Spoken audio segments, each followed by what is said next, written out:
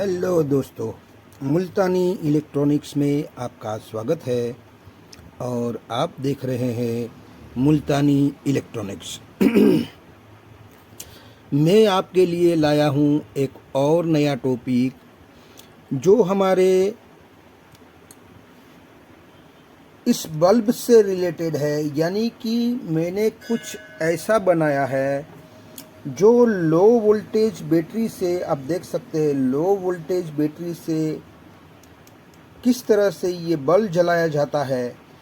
यानी कि low voltage देने से ये हमारा बल्ब जल उठता है, यानी कि ग्लो होता है। तो किस तरीके से लो वोल्टेज बैटरी से जलाए एलईडी बल्ब, और वो भी 5 वोल्ट और 9 वोल्ट का, जो इतने से छोटे ट्रांसफार्मर से आप इस बल्ब को जला सकते हैं। और दूसरा टॉपिक इसी में है कि लो वोल्टेज बैटरी से बनाए बैकलाइट टेस्टर, यानी कि ये टेस्टर ऐसा बनेगा कि वो 20 से 25 वोल्ट का जो भी स्ट्रिप होगा उसे चेक किया जा सकता है। यानी कि एक एलईडी को भी चेक करेगा, 2 एलईडी को भी चेक करेगा, और एक साथ 8 एलईडी को भी चेक करेगा। यानी कि करीब करीब एक एक स्ट्रिप करके आप चेक कर सकते हैं। एक ही साथ 2-3 स्ट्रिप को सीरीज में लगाकर आप इसे चेक नहीं कर सकते, क्योंकि इसका आउटपुट हमें करीब करीब 35-36 वोल्ट के आसपास या 30 वोल्ट के आसपास हमें देता है। तो 30 वोल्ट के अंदर की जो भी स्ट्रिप होगी उसे ये चेक कर पाएगा।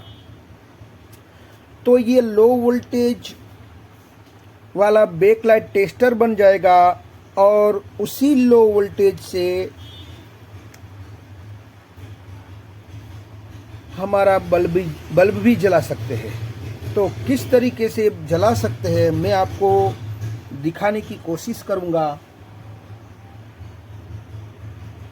कि मैंने यहाँ कौन कौन से पार्ट्स इसमें रखे हैं और कहाँ से मैंने लिया है ये ट्रांसफार्मर भी, और ये ट्रांजिस्टर जो मैंने लगाया है वो ट्रांजिस्टर भी मैं आपको दिखाऊंगा कि किस नंबर का है, और ये रजिस्टर भी लगा है। और इस ट्रांसफार्मर में किस तरीके से वायरिंग किया जाता है उसका सारा डायग्राम आपको नीचे में दिख रहा है। आखिर में आपको समझाऊंगा कि ये किस तरीके से हमारा काम करता है। तो यहाँ पर एक लिथियम बैटरी है जो 3.7 वोल्ट की होती है।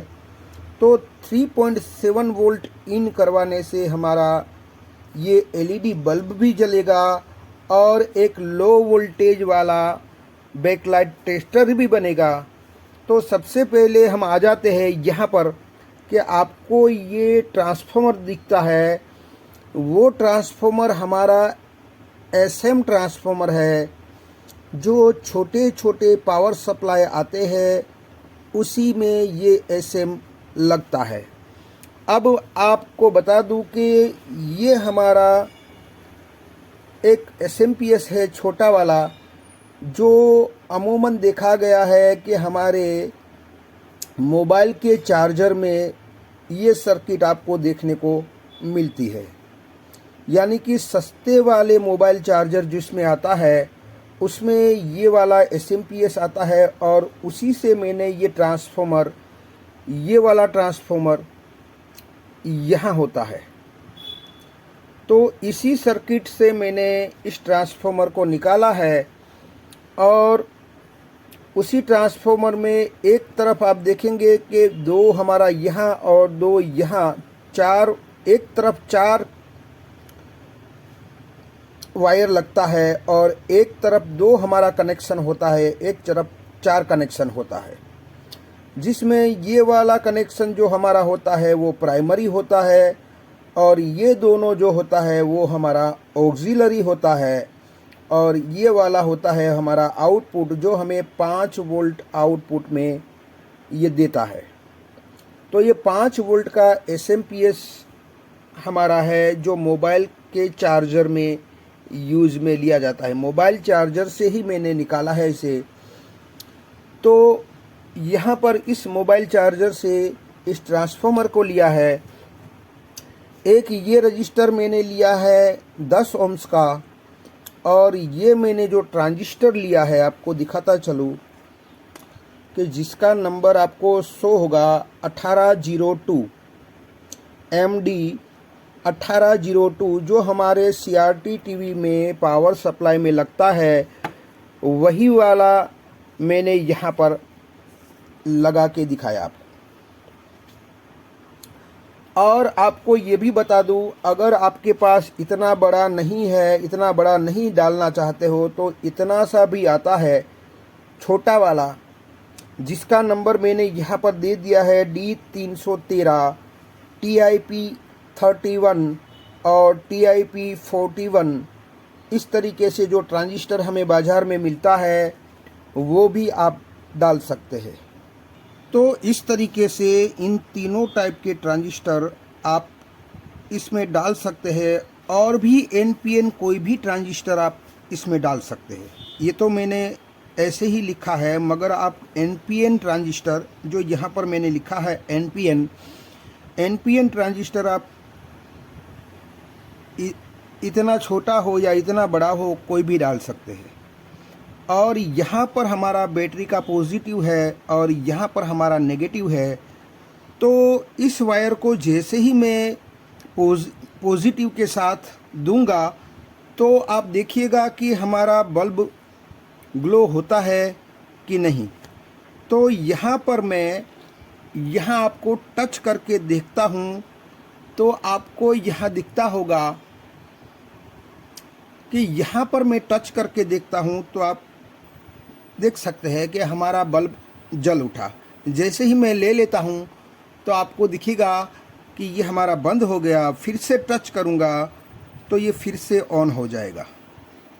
यानी कि हमारे इस डिवाइस से 3.7 वोल्ट की बैटरी से हम बल्ब को जला सकते हैं। और वो भी बता दूं कि आप यहाँ पर कौन कौन से बल्ब जला सकते हैं।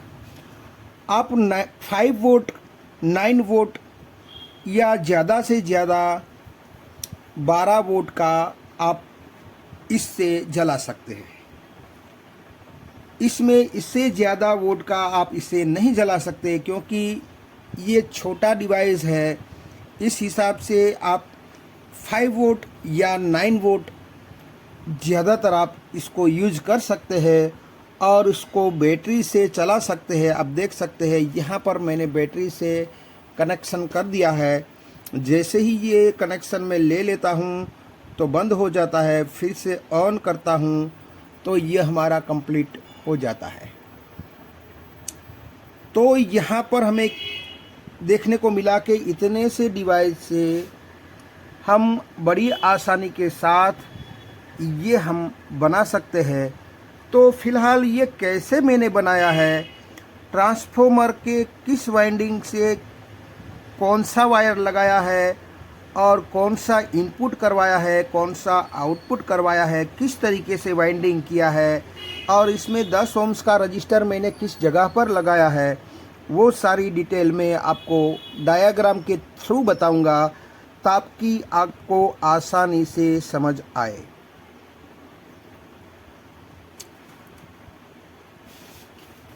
तो मैं आपको सबसे पहले उल्टा करके दिखाता हूँ। यहाँ पर आ जाइए कि आपको उल्टा करने का मकसद मेरा ये है डायग्राम को कि आपको सही से समझ आए।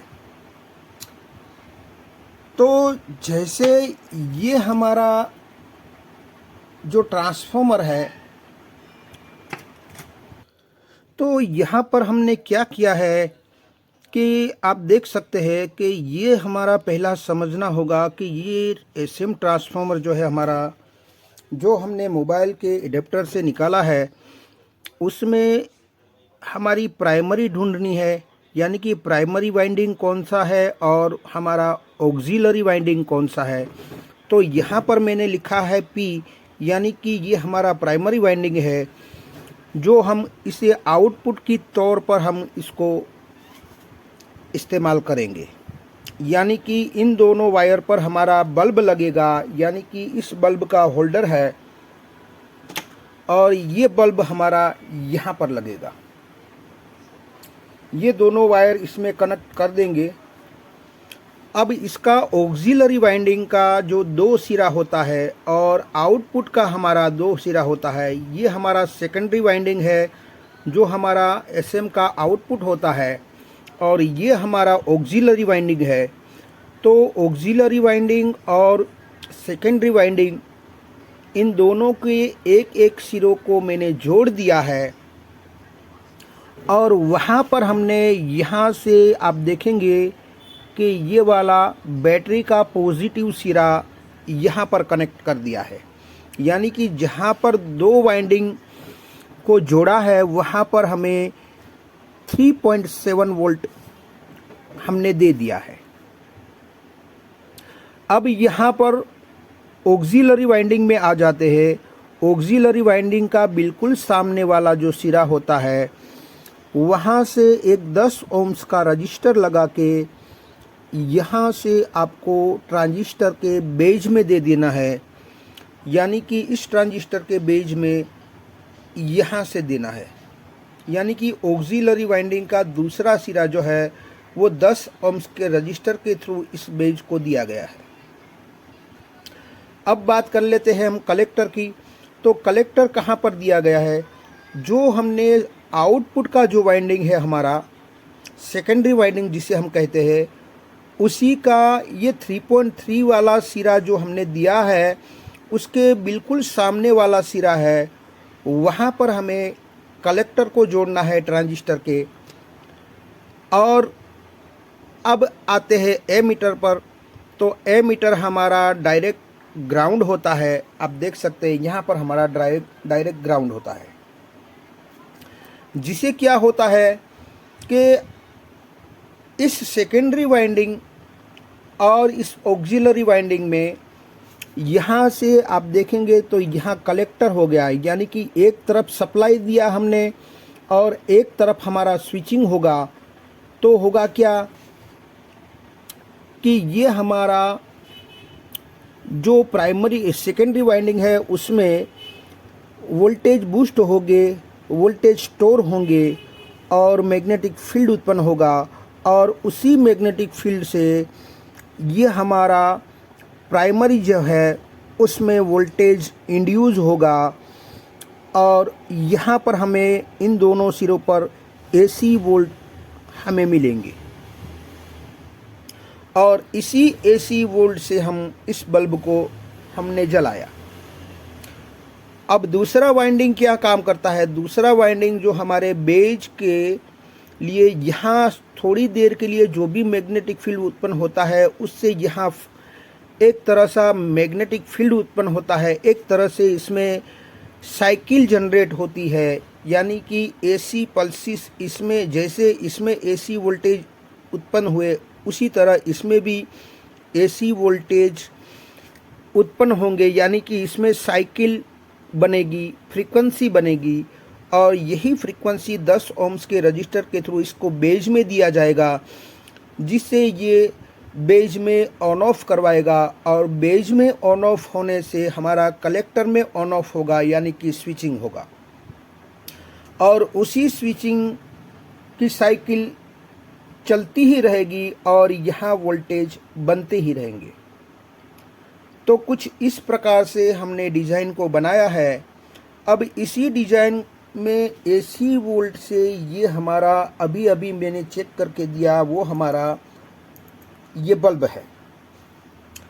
अब इसमें भी दिखा दूं आपको, तो कुछ इस तरीके से हमें रखना है। यहाँ पर आप देखेंगे कि 2 पॉइंट हमारे ऑक्सिलरी के हैं और 2 हमारे कनेक्शन जो है वो प्राइमरी के हैं, और ये 2 जो हमारा है वो हमारा सेकेंडरी है। तो जैसे डायग्राम में आपको बताया कि हमारे ये ऑक्सिलरी के सप्लाई से 10 ओम्स का रजिस्टर हमारे बेज में जाता है, और ये हमारा सेकेंडरी और ऑक्सिलरी को मैंने यहाँ पर शॉर्ट कर दिया है एक एक टर्मिनल को, और वहाँ पर मैंने इस ब्लू वायर के थ्रू, आप देख सकते हैं ये हमारा ब्लू वायर है जिसे हम इस पॉजिटिव में कनेक्ट करते हैं यहाँ पर। तो ये हमारा हो गया। अब इन दोनों प्राइमरी में आप देखेंगे तो मैंने यहाँ बल्ब का जो होल्डर आता है उसमें मैंने कनेक्ट कर दिया है, और यहाँ पर हम होल्डर लगाते हैं, यानी कि ये हमारा प्राइमरी सिरा है जहाँ से हमारा वोल्टेज आउट होता है। और यही आप देखेंगे कि ये हमारा सेकेंडरी का जो हमने VCC 3.7 वोल्ट यहाँ दिए है उसका सामने वाला सिरा उस वाइंडिंग का वहाँ पर मैंने कलेक्टर दे दिया है, और एमीटर में हमारा वाइट वायर है जो यहाँ पर आपको देखने को मिलेगा, ये हमारा ग्राउंड है।